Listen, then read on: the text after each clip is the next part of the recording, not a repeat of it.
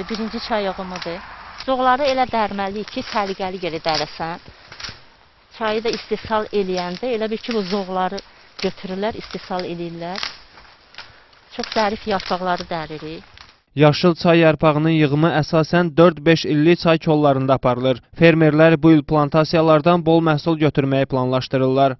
Təsərrüfatımız tərəfindən 15 hektara yaxın çay plantasiyası salınmışdır. Artıq 5-ci ildir ki, biz bu plantasiyalardan çay tədarük edirik. Ötən il təsərrüfatımız tərəfindən təqribən 20 tona qədər yaşıl çay tədarük edilmişdirsə, bu illəri 30 tona yaxın məhsul gözləyirik. Bununla yanaşı, fermerlərin qayğıları da az deyil. Ən çox mini traktorlara və emal prosesində vacib olan yeni texnoloji avadanlıqlara ehtiyac var. Hazırda çay yığımı əl əməyi vasitəsilə aparılır ki, bu da çayın maya dəyərinin yüksək olmasına səbəb olur. Çayın satışına gəldikdə isə biz Azərbaycanın digər rayonlarına da müxtəlif şəbəkələr vasitəsilə çaylarımızı göndəririk. Xam malın alış qiyməti ümumiyyətlə 1 manatadır və çayın yerli baza orta satış qiyməti təqribən 30 manat civarındadır.